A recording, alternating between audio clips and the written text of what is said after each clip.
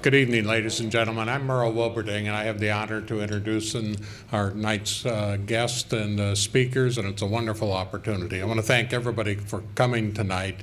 It's a great opportunity for Dayton and a great opportunity for the Dayton Literary Peace Prize, inspired by the 1995 World Peace Accords. This is just a wonderful opportunity to build on that inspiration and build on the literary power to create peace in the world. And we have wonderful exemplars this afternoon and this evening and again tomorrow. So this is a great opportunity for us.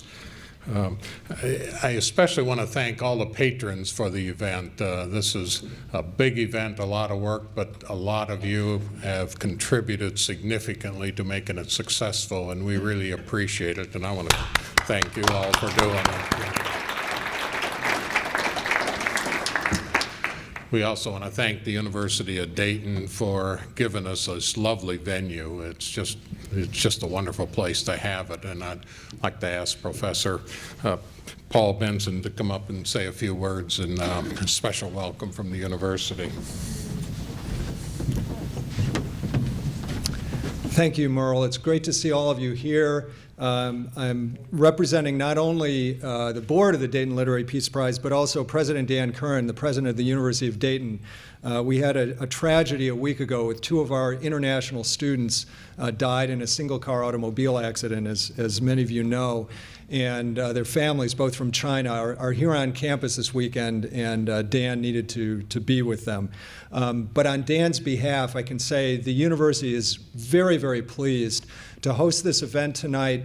One of the 5 pillars of our educational mission at UD is education for service, justice, and peace. And the role of literary study in our curriculum reflects the role of peace building on our campus, and we're delighted to be able to host this event. I should say, echoing Merle's comment, those who support this prize are doing, I think, a wonderful thing for Dayton and a wonderful thing for the world of literature and reading. So thanks so much.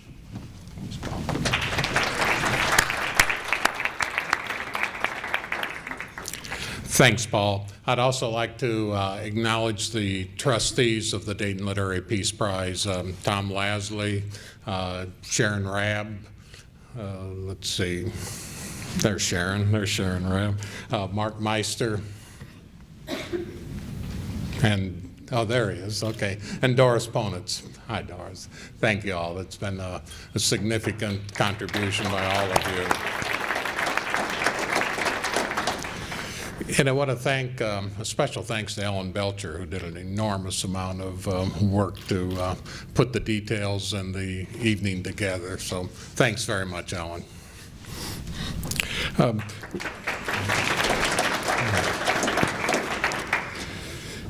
One of our guests is our winner from last year, Marlon James, the 2010 fiction winner, the book of Night Women. You want to, thank you. Thank you for coming. Thank you for coming back, and that's really been one of the inspiring parts of this award from year to year, is how many of past winners have come in following years and continue to participate and continue to inspire us all. So appreciate very much your coming. Tonight we have a wonderful panel that are going to speak about their writings and speak about whatever you ask them about. We have our Richard Holbrook Award winner for Distinguished Achievement, Barbara Kingsolver. Thank you for coming.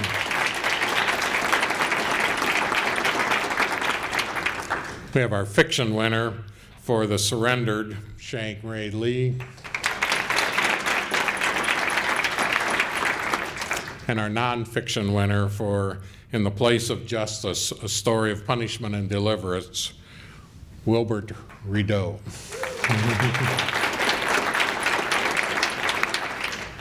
And finally, we have our fiction runner-up for Beneath the Lion's Gaze, Maza Mengiste.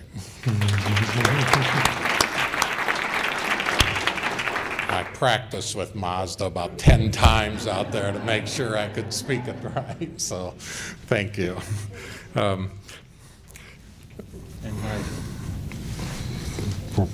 I got it. And our final person is the editor-in-chief of the Oxford International Encyclopedia of Peace, Nigel Young. Thank you very much for coming. The runner-up in nonfiction, Isabel Wilkinson, was not able to make it tonight, but we appreciate and admire and respect her work also. These great people are going to talk about their lives, their writings, and talk about the questions you have, but it's going to be moderated by our own board member, Bob Fogarty, the editor of the Antioch Review. So, Bob.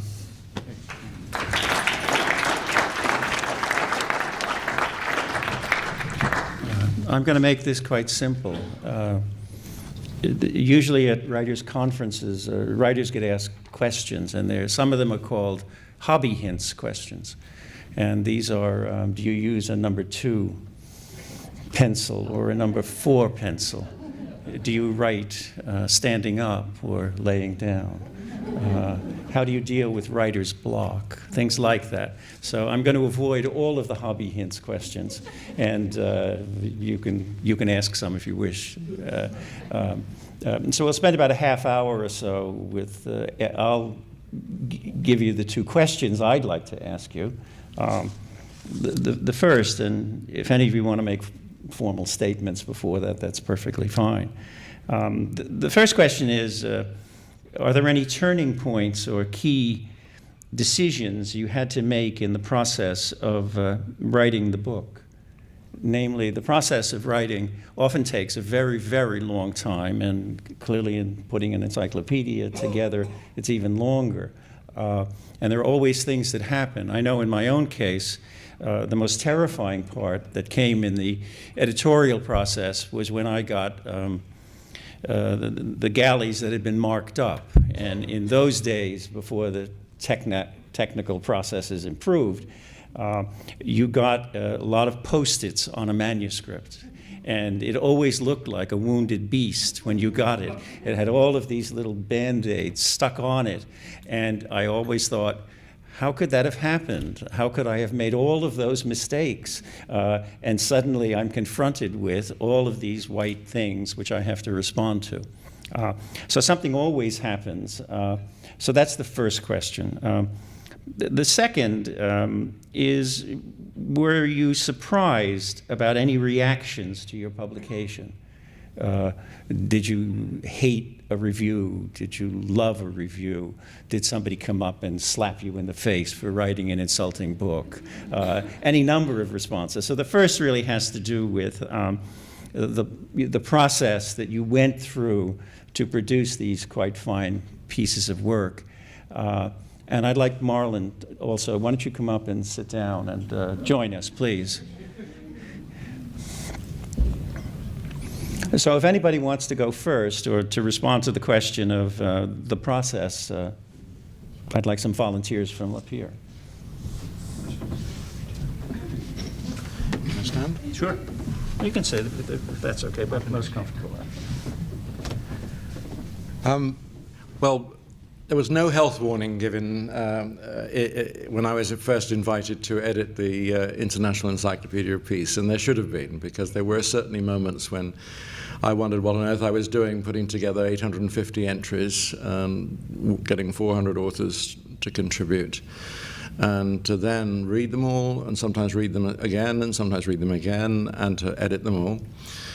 But also to work out a relationship with corporate publishers. And part of the learning curve, I think, for me, working on nearly 6 years, I suppose, on the project, was the different ways and the different departments within publishing companies work, and how they work with their rivals and their partners, but also how important it is to broker a relationship with somebody in the publishing house that will really work with you, will be a good tennis partner.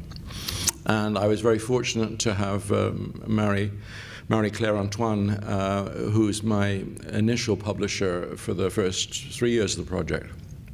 And I think one of the huge blows was when I heard she was leaving, and I realized that the people I were going to work with from now on really had no idea what this project was all about. Probably not a great deal of sympathy with it either. And therefore, I really had to do it myself. And I think I almost went through a sort of breakdown period. And I went to see the original version of the first great encyclopedia, 1751, edited by Diderot, in the Sir John Soanes Museum in the centre of London, near the London School of Economics. And I looked at it and I found the entry on peace, which was wonderful. It was amazing. It was a sort of critique of the Hobbesian idea that war is here forever and that people are innately cruel and violent. And what Diderot, or at least his ghost or whoever actually wrote the piece, said was, no, it's the princes, it's the people who make war, it's the structures that take us into violence that are the problem, not ordinary people. And that was the kind of inspiration I needed to go back, and that wonderful cosmopolitan humanism of Diderot and that first great project was something that made me feel that, well, we'll have to make this OIEP something that will be, an homage to the great Diderot and that wonderful project.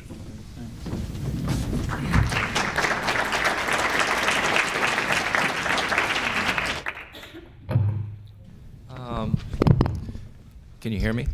Okay.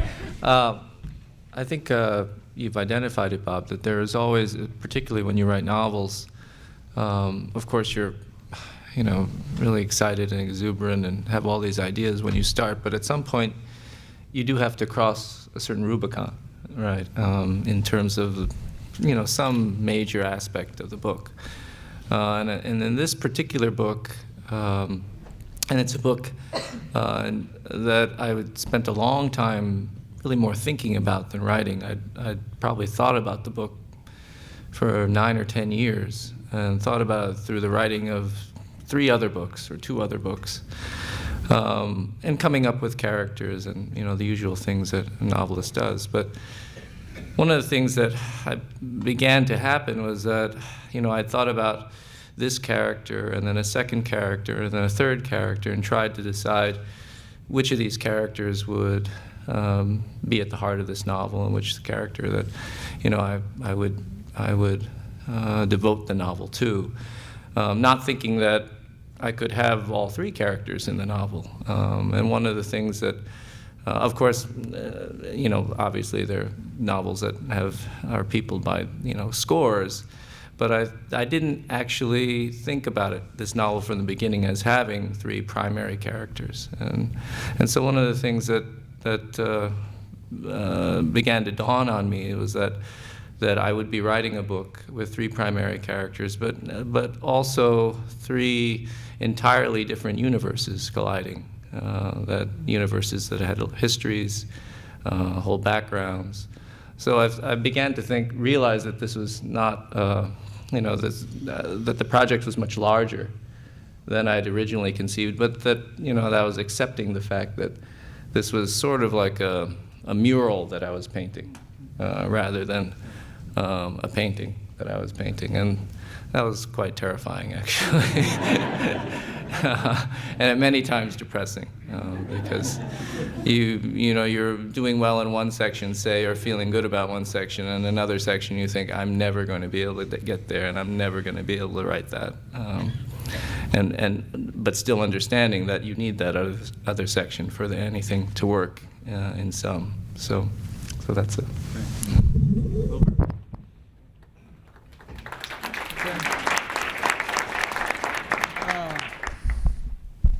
I thought you said we were doing this on a voluntary basis. Okay. Let's see. The question was, what was the major decision I had to make? Well, in writing the book, the major decision I had to make was, having spent all of my life being having to be very self-reliant, having to trust nobody's judgment but my own, because I sort of lived in a jungle, so to speak, and that's all you can trust. The writing process was a whole different ballgame, because the major decision was to trust somebody else's judgment instead of mine. And that was my editor, Jonathan Siegel at Knopf. And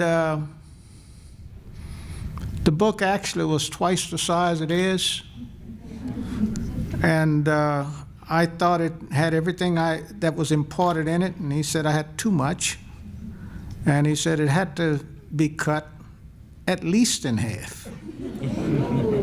And he did. And he just told me, just suspend my reservations about it and whatnot, let him do what he wanted to do and then get back with me. And,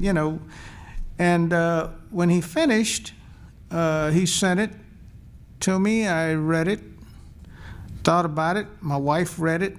Actually, I should say she read it first. She used to be an English professor too. And after she read it, she told me, she said, I want to tell you this. You have one fantastic editor. She said, and that's coming from somebody who knows English too. I said, okay. So then I read it, and I realized, damn, this guy is good. I mean, he is really, really good, and that's the size. He had reduced it by half. I would have never believed it. But I think the next question, what surprised me the most, the biggest surprise afterwards? Sure, go ahead. I don't remember the question really, but the only thing that surprised me was one, how long it took me to write it. I didn't realize it would take as long as it took. I thought I could whip it out in 6 months. I even told him I'd do it in 6 months, at the most a year. It ended up taking 3 years.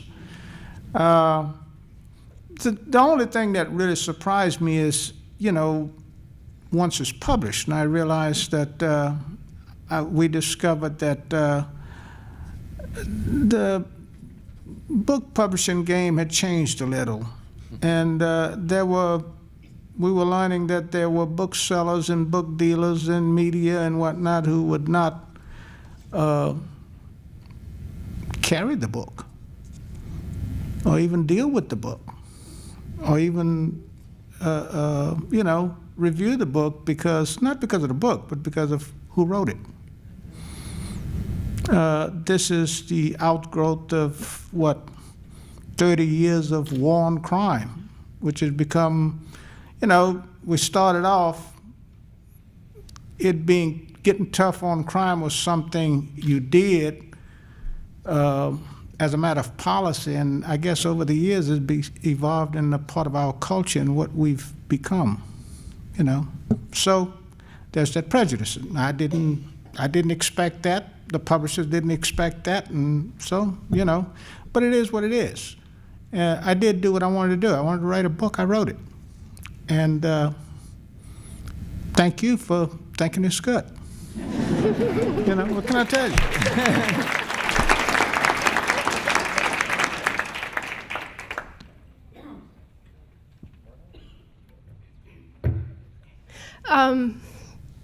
I think one of the most profound turning points for me writing the book was really towards maybe 3/4 of the way through. I was still a student, 3/4 of the way, the first draft, and there was many drafts after I was done, but I was still a student, a graduate student in New York, and I was a volunteer at a literary festival. And one of my tasks was to escort writers from this hotel meet and greet down to the venue where they would be speaking. And they asked me that morning to make sure that the fiction writer Nuruddin Farah, who's from Somalia and has written many books about Somalia and the Civil War and the war with Ethiopia, they said, make sure he gets to the panel. Don't let him get lost. And we were on the 17th floor of this hotel. And I said, and I was just a little bit awestruck because I love his work. So I was trying to be very calm and try to be as mature as I could be. And I said, Mr. Farah, I'm going to take you to your venue. He said, okay, let's go. So we went to the elevator and we were waiting, and he said, young lady, let's walk. So I said, okay. And there was a stairwell, and he said, let's talk to me while we're walking. He said, where are you from? I said, Ethiopia. He said, I thought so. My country had a war with you. I said, yes, we did. And he said, you're a writer? I said, yes, I am. And he said, tell me about your book. I said, it's set in 1974. He said he knew that time. And I said, it's the communist revolution in Ethiopia. He said, yes, yes, yes. And at this point, we're walking, but he walks really fast. So I'm trying to keep up. And he said, well, tell me about your book. Who's the good guy? Who's the bad guy? And so I start telling him these characters. Dawit is this good guy. He's fighting these bad guys. And he was ahead, and I remember this moment. He stopped at the landing, and he said, stop right there. And he said, you cannot write a book about war if you can tell me who the good guys are and who the bad guys are. And he said, that is absolutely not the way. That's not what happens in war. And that, for me, was an incredible moment. And of course, I ran home and just started revising everything that I had done. But it's still something that I keep with me as I keep writing, that everything is gray.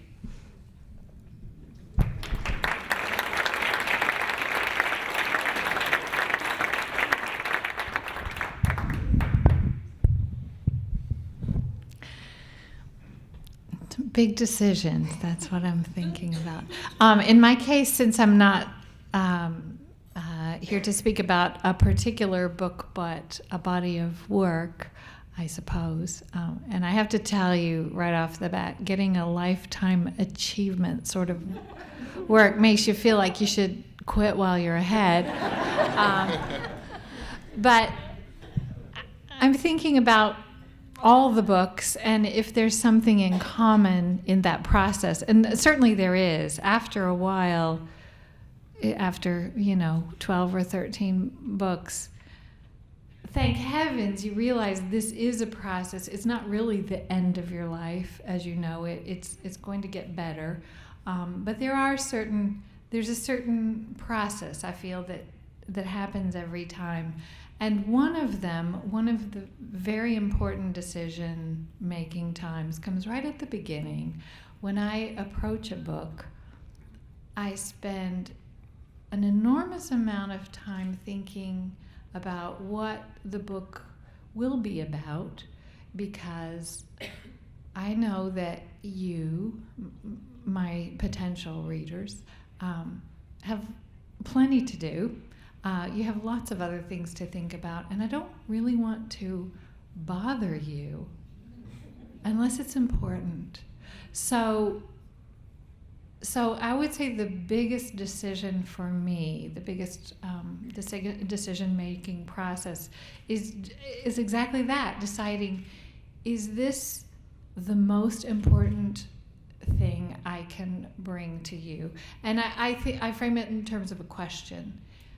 I begin with a question that seems just enormously important, and then I'm going to write my way, not necessarily to an answer, but I want to write through I want to write a book that will bring the reader through a process during which perhaps the reader will answer this question for herself, for himself.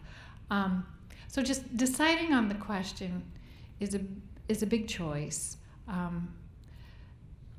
And the funny thing about it is once I've arrived at it, it's probably not a good idea to immediately share that with friends, loved ones, editors, because it might elicit responses along the lines of, are you crazy? I mean, do you think people really want to read about post-colonial Africa? Do you think people really want... people are far too polite to actually say this to me, but you see it in their face, like, really? Really? That's what you want to write about? And the answer is yes. Once I know that this is truly important and that it's going to be I'm engaging my readers in a kind of a contract. This is going to be tough. Stick with me. I will I'll make sure you're really entertained somehow or other along the way, or that you're entertained might not be the right word, gripped. But in the beginning, it never seems possible. There is always that enormous doubt that this really will work, that you can engage a reader in a question that's so difficult, so challenging. And so that's an important decision, not necessarily to maybe keep it to myself for a while, to trust myself with this enormous question, and stay with the process until I have found the way to make it comprehensible, to make it even perhaps hopefully beautiful. The second big decision is to say to myself, okay, now I'm gonna give it up and let somebody read it, because that's really scary. I mean, and I'm not even talking about letting you read it. I'm sorry, but even letting my husband read it, that's a scary business, because suppose I've invested myself in this so inordinately for a year or 2 or 3, and what if it's terrible? That's the the banner that the angels are carrying over your desk. It reads, "What if it's terrible?" So it's 2 steps of trust. The first one is trusting myself, and the next is trusting to give it over, and that it will somehow cross that bridge. And ultimately, and this will answer the third question, the great surprise to me is that readers will cross that bridge with me, because I never ask easy questions. I never say, take a short and sunny walk with me. I just don't do that. I say, take a kind of a harrowing walk with me, because we have something really important to discuss here. And the amazing thing to me is that you always do. So thanks.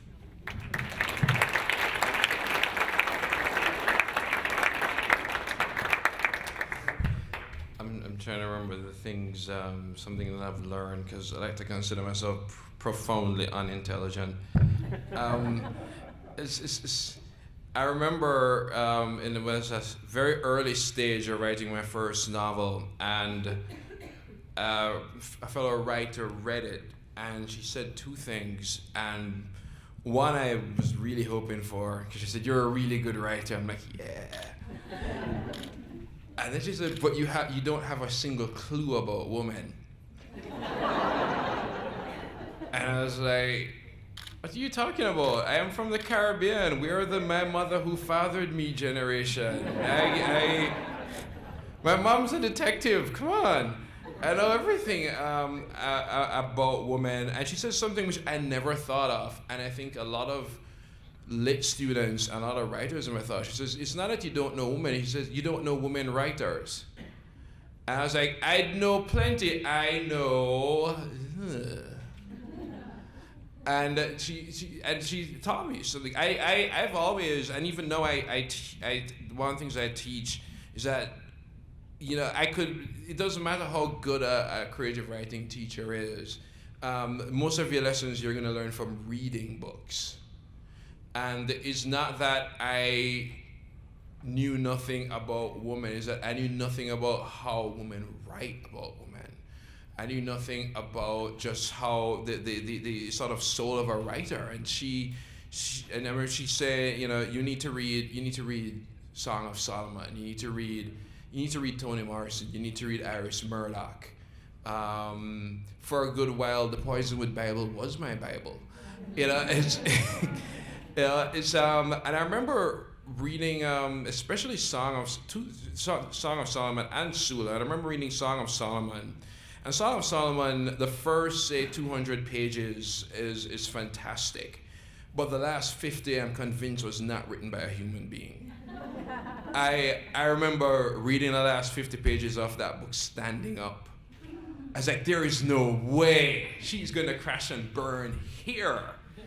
And I was just I was so stunned by it. I was so stunned that it was just this huge risky leap for 50 or so pages, and it totally changed the way I look at books. It totally changed the way I look at fiction, the way I look at writing, and the whole idea that that craziness is actually kind of essential in fiction, not just for writers. We're already nuts. But in characters, and that was a big help in writing Nightwoman, especially trying to make a character who does kill 9 people the hero of the story. So, just I think when reading Murdoch and reading these writers and reading these profoundly complicated characters, and that was the thing, is to always remember to complicate characters. We make wrong decisions, and we cover up wrong decisions, and we deny wrong decisions, and we even accept it's a right decision. We go and make the wrong decision again, and and we learn things the hard way, even though it's so easy to learn it the easy way. And to remember all of that sort of really messy complications in characters and in stories. I think people sometimes think that that say Chinua Achebe's big problem with Heart of Darkness is that the Conrad may or may not be racist. That's not his problem. He has no problem with negative characters. He said his favorite comment about Africa came from Stanley. Of all people, Stanley. And he says, what did he say about Africans? He says they're contradictory, insufferable bastards. And Achebe says, yes, that's us. Because the ambiguity, the complexity, the idea that you're not the same on Monday as you will be on Tuesday, that's what makes characters real. It's not when you make them so wonderful and noble but one-dimensional, or terrible and ignoble but still one-dimensional. And to remember that. So in terms of surprise, I won't lie, I went on this forum online.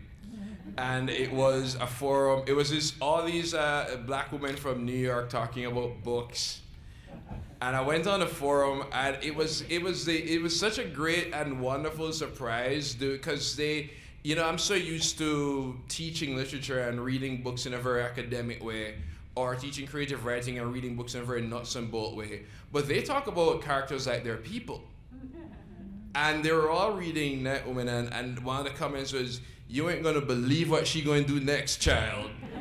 I was like, and someone else was like, I love her, but I can't stand her this week. It was just, I actually went on and said, you people made my year. Because that's what you want, is when characters stop being characters on a page and become people, that you even start to fight.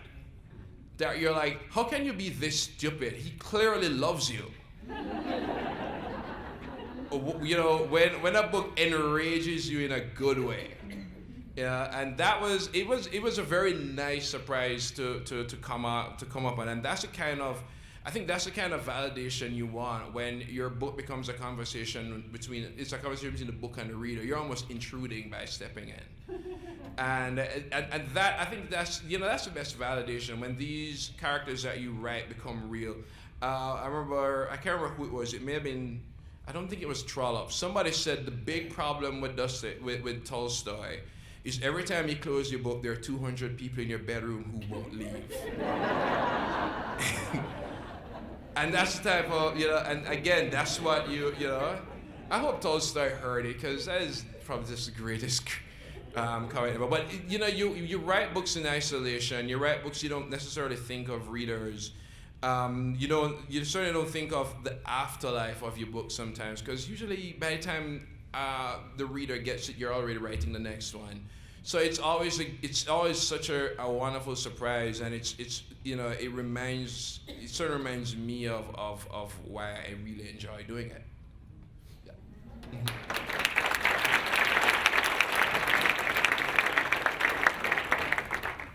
I've read many of the books for the 6 years of the Dayton Literary Peace Prize, and I guess I have what may be a fairly straightforward question, and that is, why do books that advance the cause of peace almost always involve scenes of terrible violence.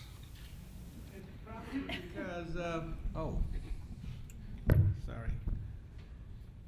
Probably for the same reason that people employ violence in revolutions and in trying to, what they call, get their message across. I hate to say it, but it's unmistakable in getting the message. I hate to use the word, it's eloquent. It gets the message across, no doubt about it. I mean, it has its own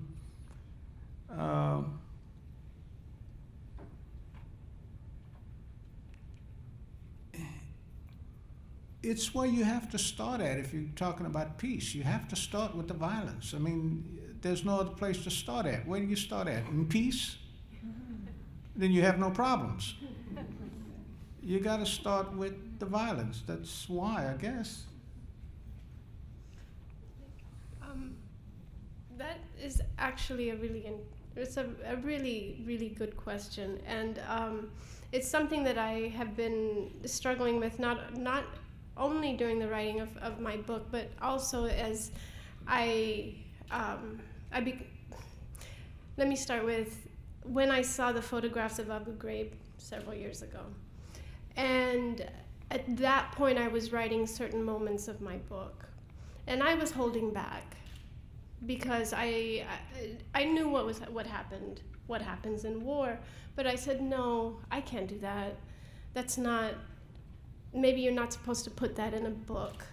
But when these photographs came out, I said, writers have to portray what happens, what is honest and true to the story, as well as what happens, because these types of things, we're not pulling them out of the air.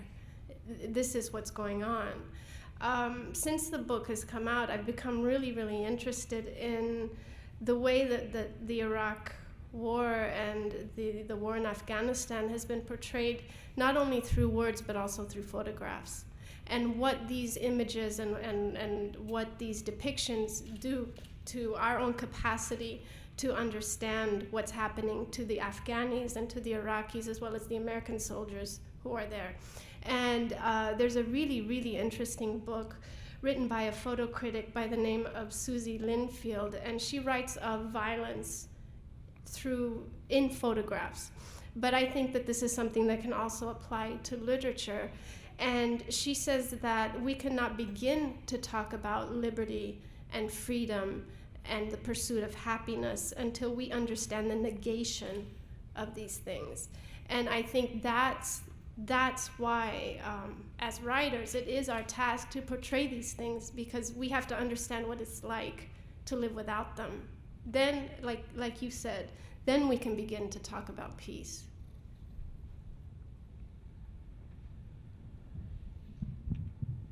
I'd like to question the question, actually. I'm not sure that books with a large amount of depiction of violence do advance the cause of peace. I'm a great admirer of Urquhart and Western Front, Catch-22, Pat Barker's Regeneration series, and all the wonderful novels that have been written about human violence. But I think that Tolstoy may have had something when he decided to stop writing novels. And that actually the kind of work that he was going to do with his pamphlet writing and his philosophy, particularly the philosophy of nonviolence, which was so influential on Mohandas Gandhi, was his decision, and the question of whether to even teach the peasant children how to read was a question for him. And that he, in a sense, transcended the novel and transcended novels about violence because he felt they were not the way to peace.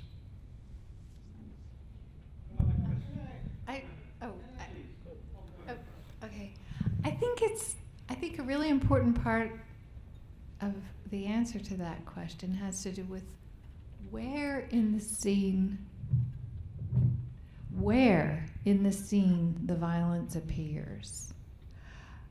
Our culture our entertainment industry is absolutely filled with violence, and I know this because I've raised 2 children, and when I conceded to have a television in the house, I would say these ridiculous mom things like, it can stay on until somebody dies, and it never stayed on more than 2 minutes. It's sort of shocking how violence is at the it's waiting at the end of almost every film, every video game. Everything uses violence as a sort of curtain call. It's I suppose it elevates blood pressure. It creates anxiety. It gets people engaged, and that does not create peace. Believe you me. What I think about violence when I use it in fiction, in my work, I think about putting it at the beginning of a scene, because what's important to me is connecting a violent act with its consequences. And after the violence occurs, then the novel begins. What's the aftermath? What are the costs? What are the consequences? What are the losses? This, I think, is really where literature of social engagement begins. And so that's what I wanted to add.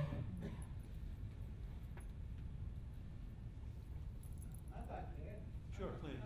I'd like to add one thing, and that is that books can be transformative. Books can change you. I'm not talking about employing violence as a tool or whatever in writing. What I wrote was nonfiction, not fiction.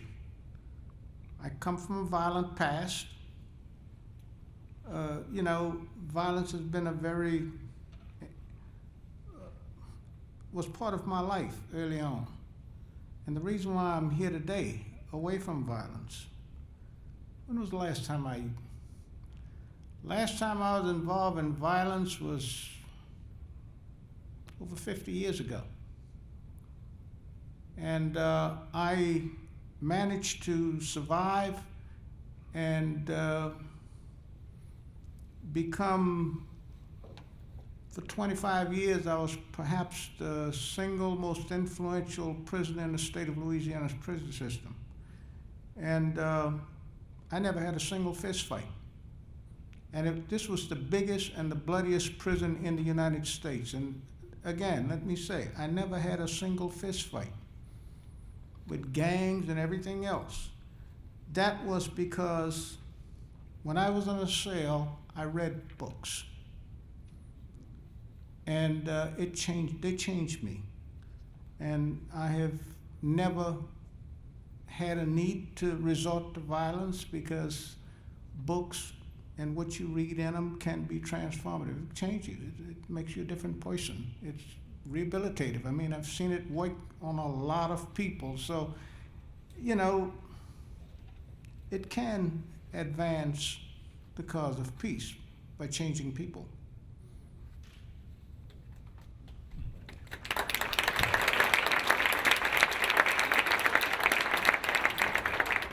C.S. Forster said, the essence of fiction is to be found in 2 words, and then.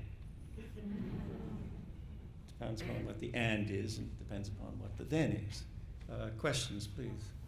I just wanted to follow up with what Mr. Rideau said. So what were some of the books, and maybe for all of you, that were so influential and made you, that made you find that peace? I love that question. The problem is it's difficult to answer, because what happened is that when I went to prison, the only reading material you were allowed to have was religious literature and the Bible. Some people were a little bit confused about the mission of a prison. They apparently thought it was to turn out monks or something. But there was an active black market in books. And, my education was on a catch-as-catch-can basis based on the availability of books and what you had. I mean, I started out reading cowboy books. I didn't like cowboy books. That's all there was to read, because the white guys in the prison, that's what they read, and that's what they were getting in, so that's what I ended up reading. Later on, I mean, it's all about availability. And I mean, one time I found myself trying to understand a book about electromagnetism.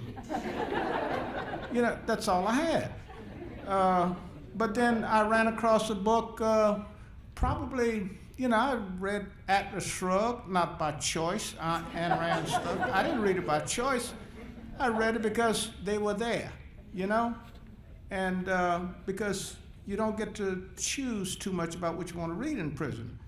And I guess the best thing happened was that one time a part-time worker, a part-time guard who was going to LSU, Louisiana State University, and he was working part-time in the facility, and he used to bring his books to work with him, and when he came from school. And he had this book, I'll never forget it, The Fabric of Society. It was a huge green book with about 700-800 pages in it in small print by some guy named, I say some guy, he's very conservative, Van Dag Haag. You familiar with it? Anybody know that name? Huh? Yes, I do. You do? Good. Only you know it. It's because I read books. The guy believes in capital punishment, agrees all. But anyway, the thing is, it was this book for the first time in my life explained society to me, explained, you know, my role in society, our roles with each other, you know, how it all interrelate. Explain the economy to me, everything. I didn't know anything. You got to understand, I was dumb as a skunk. I was like a lot of young criminals out there in the street. You know, you always hear your politicians hollering about, hey, we're going to send them a message. We're going to do this, we're going to do that, and send these criminals a message. Well, I got news for you. They don't read newspapers. You know, they don't read books.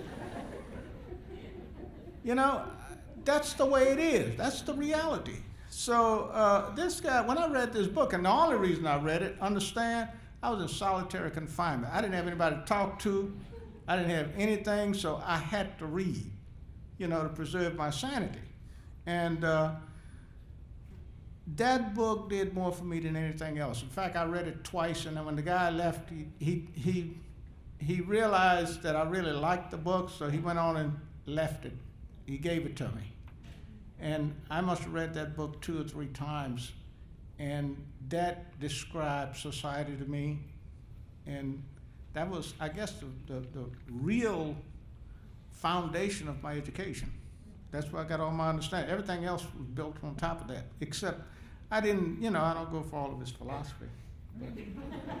That was probably one of them. The other one was the first book I read, another prisoner introduced me to it. It was Fair Oaks, a novel by Frank Yerby. And it was about slavery. And I don't think I read anything that startled me as much as that book. I mean, about the depiction of slavery and whatnot. Because understand, I went through segregated schools in the Old South, and we're talking about long before Martin Luther King and the Civil Rights Movement, and they didn't talk about they didn't talk about the enslavement of African Americans in the South back then, not in Southern schools. So I didn't know anything about it, and I had to be in prison sitting on a death row when I get introduced to it. I said, wow, they really did this stuff? I didn't know anything about it. But that's another book that, you know, because that book caused me to get curious about everything else. I want to know more about slavery, more about everything, and just kept on going, and, you know, here I am. I wrote a book.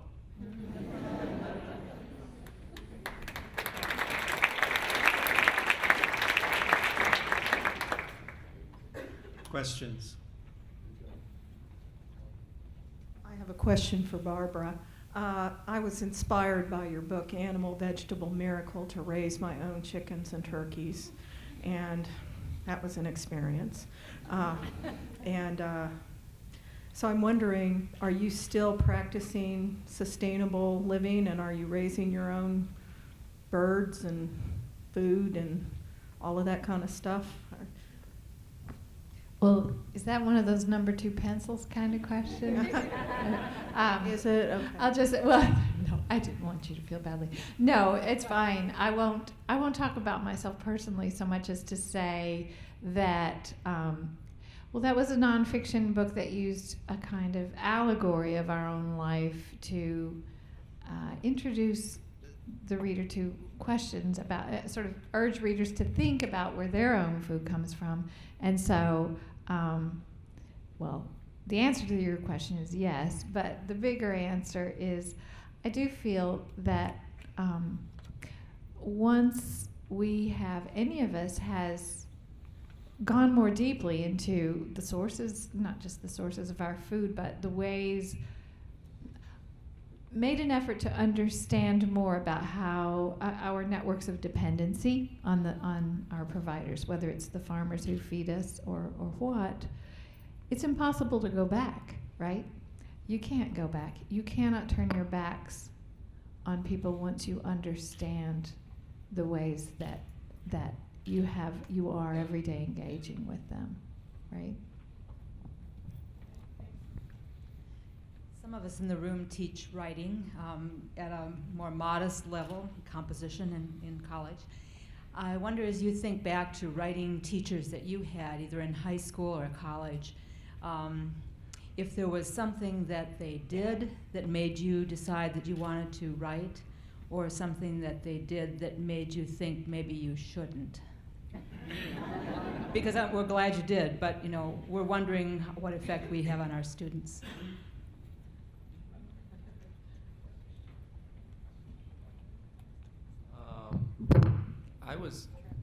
I was definitely not raised by my folks, who are wonderful people, to be a writer.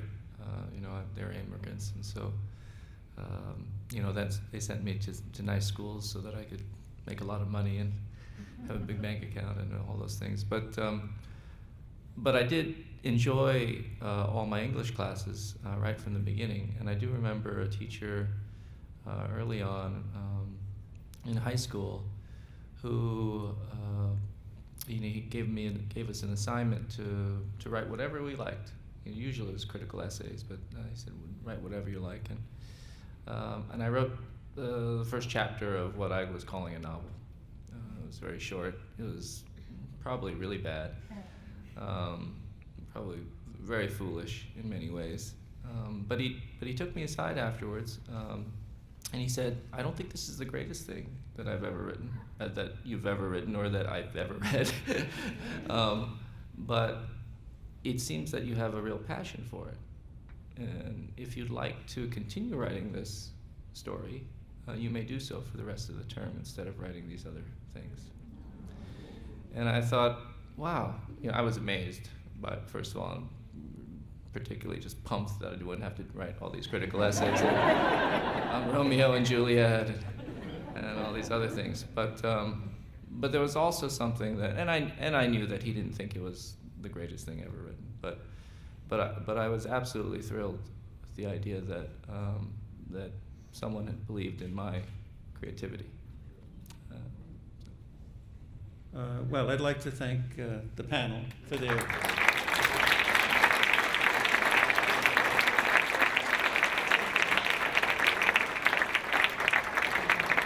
and see some of you, or I hope all of you, tomorrow night. Good night.